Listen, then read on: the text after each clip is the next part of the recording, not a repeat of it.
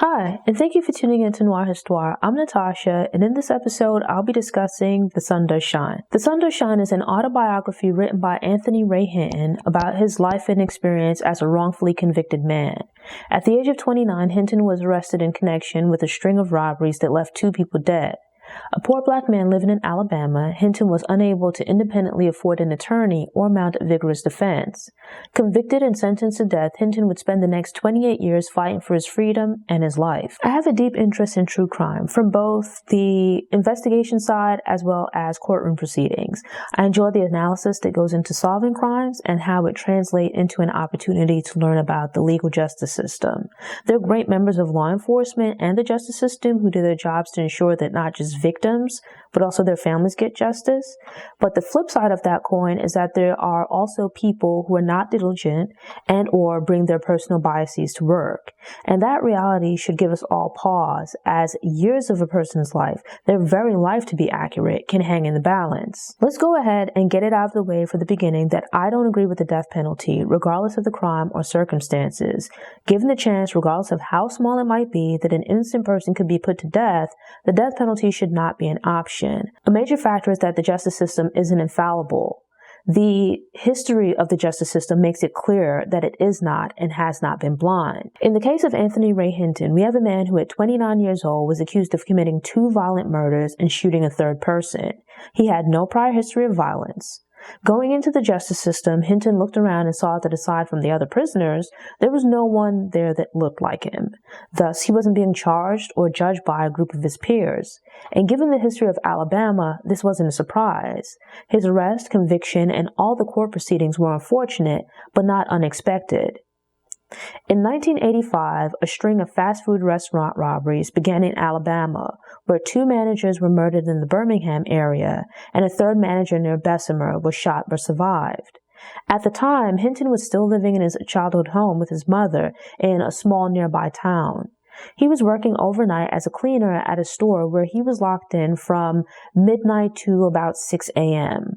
On the night of the Bessemer robbery, Hinton stated that he was miles away, locked in at work, as was the usual practice.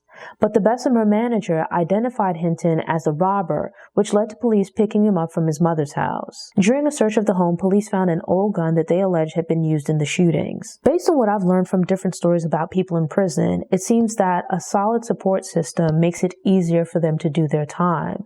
Yet many incarcerated people don't have solid support systems before they arrive in jail, and for others, their support system dwindles when they're serving long sentences.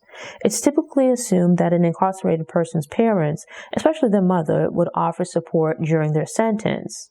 That was the case with Hinton, as his mother was one of his strongest advocates. But most of his siblings had moved away in search of better opportunities long before his arrest. And sadly, some assumed that he was guilty, so they were unwilling to offer support. I believe 2 of his sisters, who had continued to live nearby, also stood by him, but I was most surprised that his best friend Lester offered the same degree of consistent support as his mother. There were several issues with his case, but once the police and prosecution deemed him guilty, lack of evidence or evidence to the contrary was not considered. Then, to make matters worse, he was assigned a legal aid attorney who didn't seem interested or committed to the case, although Hinton's life was at risk. I don't know what the going wage is or what the rate is for a private defense attorney, but Hinton explains that he overheard his attorney complaining about the fee that he was being paid. A lawyer who's used to being paid large amounts of money might not be, or most likely will not be, motivated to give a low-paying case his all. Thus, Hinton's lawyer failed to thoroughly cross-examine the prosecution's witnesses, didn't present evidence that was favorable to Hinton, and didn't hire qualified experts.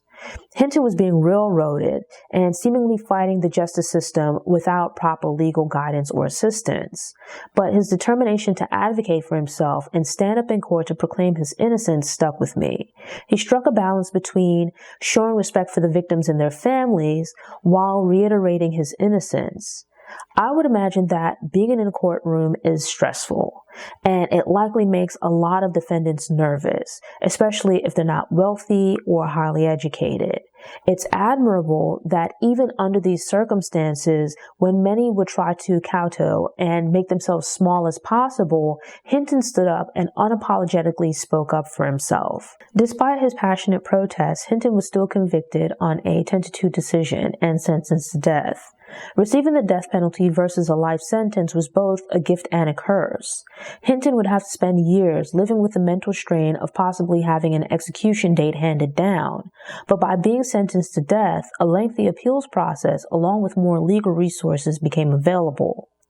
Hinton points out that part of the reason so many death penalty cases are reviewed and or overturned is that capital punishment cases typically receive more media attention and greater resources are offered to the accused, or in this case, the convicted. To a degree, the government and justice organizations provide those who have been convicted with better resources to mount a vigorous defense. It can take years, maybe even decades, for a person to be executed after being sentenced to death.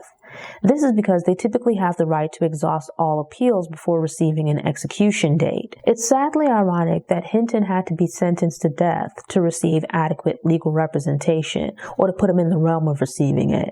This man, who would end up sitting in prison for almost 30 years of his life, was only spared because he was able to make contact with committed lawyers. Just imagine how many more cases would be overturned, or people that wouldn't be convicted, if all defendants were offered this high level of resources during their initial trial or while serving a non-death penalty sentence. Also, consider how differently things might have gone if Hinton was illiterate, had mental health issues, or was otherwise incapable of taking the initiative to reach out for legal help. What if he was simply unable to get anyone interested in his case? What would have happened then? Understandably, Hinton began his sentence as an angry man who was initially confused about being arrested and indicted for a crime that he didn't commit. The investigators and prosecution were looking for someone, really anyone, to convict and placed a higher priority on expediently closing the case rather than finding the real killer. And this persecution by the prosecution was further aided by his attorney providing ineffective counsel. We all know that we're going to die one day. And it's rough for some people with terminal illnesses to live with the knowledge that there's an anticipated time frame within which they will likely die. I can only imagine what it must feel like to sit on death row where you live in fear of receiving an execution date. While you might be in a cell by yourself, you're surrounded by other people with the same looming fate.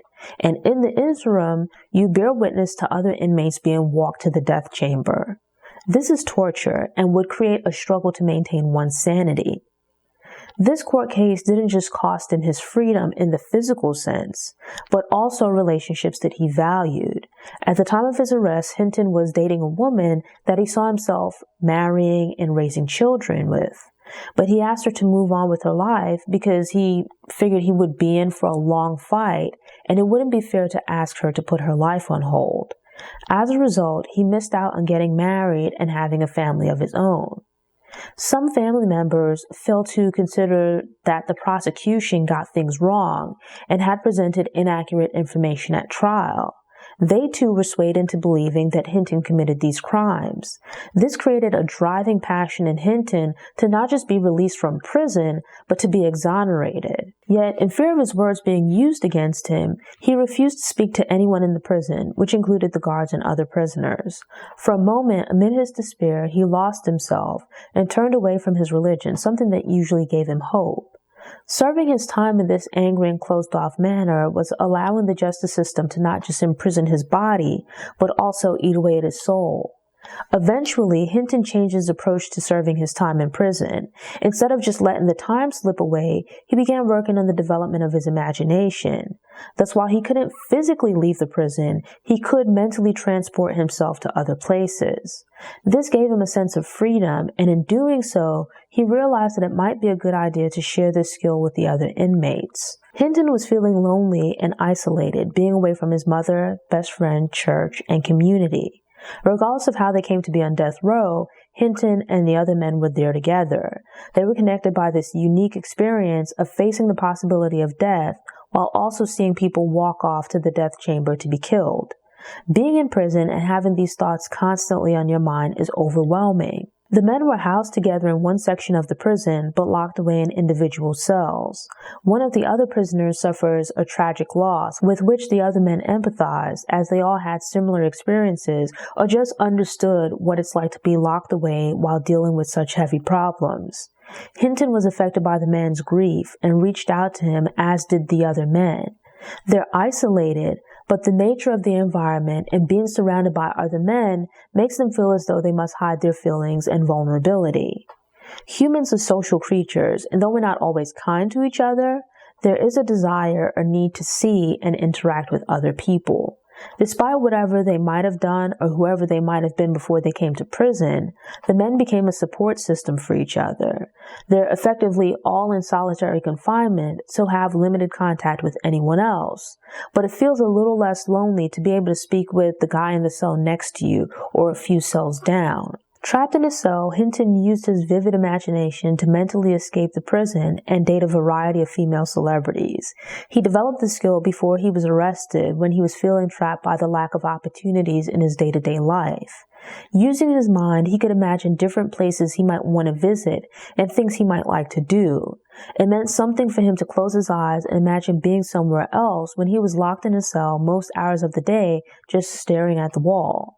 These daydreams certainly didn't change the reality of his situation, or at least not immediately, but it made his sentence a little easier to manage. Children have vivid imaginations, but life happens and many people lose that inner fantasy world as they get older.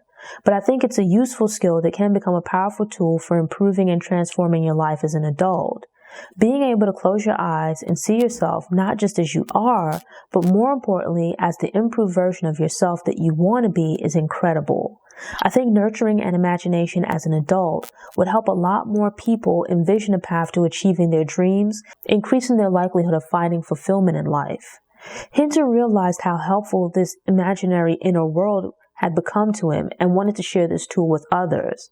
Not all of them had seen enough of the outside world to be able to conjure these images without assistance.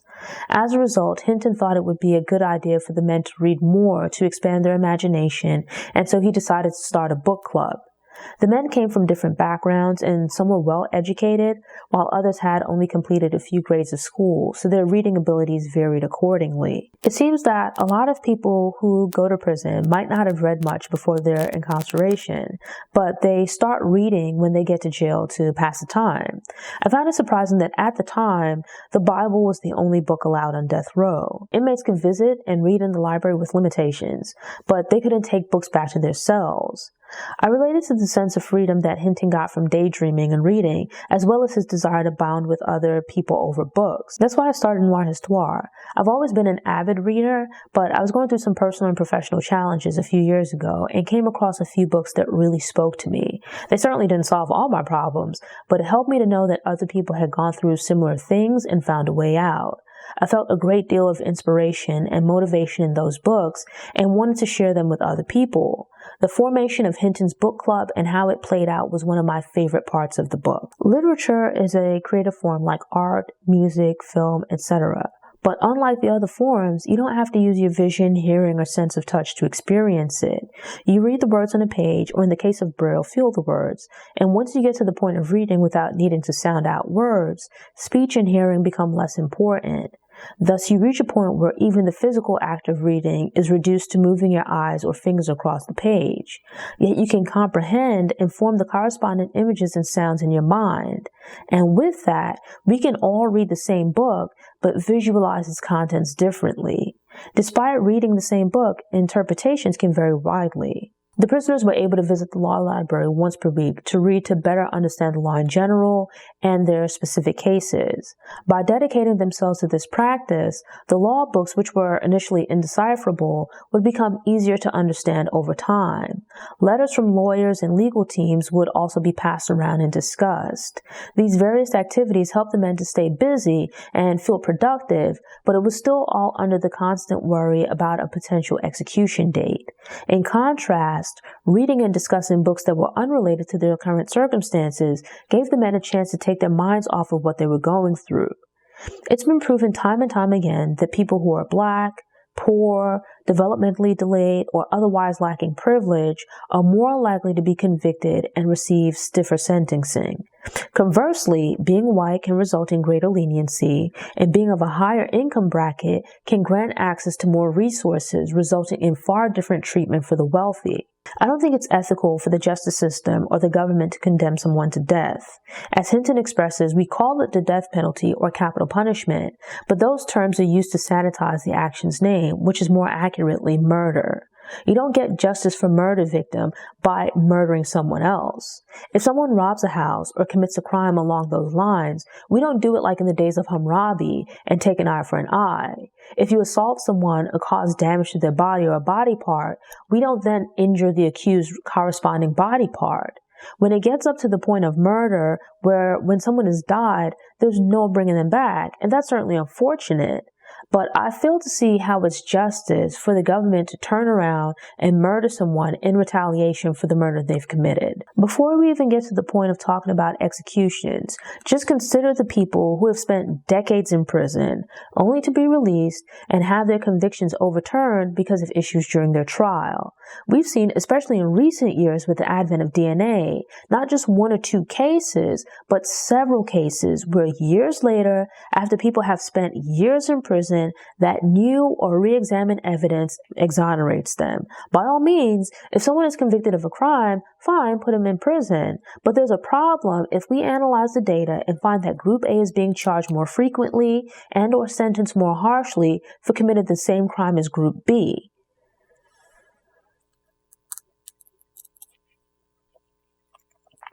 In instances where people are serving time, but there's no death penalty, should they be wrongly convicted, they can be released. They can't get back the time they served, but they should be compensated. And if it's found that wrongful conviction came about due to unethical or negligent conduct, the offending party should be disciplined up to and including prosecution. But what possible remedy can there be for an individual who's executed and evidence later points to their innocence? An innocent life that is taken any life that's taken can't be given back. Once a person is dead, they can't be brought back to life because a mistake was made. The consequences of an error with a death penalty conviction are high because a life, any human life, is irreplaceable. That should be all the explanation needed for not having the death penalty.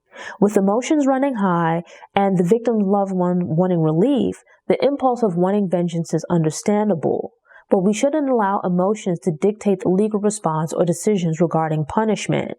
And if justice is supposed to be blind, meaning everyone is subject to the same legal procedures, how can we as a society possibly allow emotions to make it okay for the system to murder someone in our name in retaliation for them committing a crime? The introduction to the book that was offered by Brian Stevenson provided a lot of really interesting context with regards to the reality of the justice system. He states that within the current justice system, a rich, guilty person has a better chance of getting off than an innocent person with a low or average income. Fortunately, at this point, it's different than it was in the past where all people were not guaranteed legal representation. Yet there's an obvious difference in the quality of the defense that a wealthy person can afford to mount versus what a low or middle income person can put together with a public defender. A key aspect of the contrast in the quality of a defense relates to the time lawyers can dedicate to a case. There's also a difference with regards to the ability to obtain expert witnesses, tests, and other resources. Then when you consider race, that adds another layer of complexity. To be clear, these are not opinions. These are facts based on years, decades at this point, of data and research. The Sun Does Shine offers some insight into capital punishment from both a legal standpoint as well as what it's like to live on death row. A lot of the people that have had this unique experience don't get an opportunity to tell their story, especially because the end of a person's time on death row is often caused by their death from natural causes or execution. Hinton's story as a wrongly convicted man who spends 30 years of his life on death row and is then exonerated offers a different perspective. When it comes to true crime and legal dramas, a lot of the focus is placed on the investigation and legal proceedings, which is certainly interesting. But I thought this was a different take on both because so often those stories only offer a few tidbits about the person accused of the crime. Often, even when reading a book or watching a movie about a wrongfully convicted person, the lawyer is the hero. Yet here the story centers on Hinton, and you get to see the case through his eyes, letters from attorneys, and interactions with his different lawyers. It's tense as the appeals process and the possibility of Hinton receiving an execution date moves closer to becoming a reality. My intent is not to trivialize his experience or make it seem like his life was a source of entertainment, but his story helped to humanize death row inmates. It transformed capital punishment from this abstract thing that happens to these faceless people into a prolonged form of passive-aggressive torture that's being carried out against human beings. We learn about Hinton, his childhood, and who he was as a person before his arrest. He's presented as a flawed but fully formed human being. We also learn about his mother, his best friend, and the church that supported him, and how all these lives are also affected by his wrongful imprisonment. We all go through phases and life changes, and most of us would have fairly interesting life stories, but the major difference is that Hinton went through these changes in prison. Just imagine who you would be and where you would be in life at 29 years old versus who and where you would be 28 years later. Now compare what those years would be like living in the free world versus spending them in prison. Often, when we hear stories about incarcerated people, the focus tends to be on the savagery of prison and how people adjust to the environment and thus devolve over time.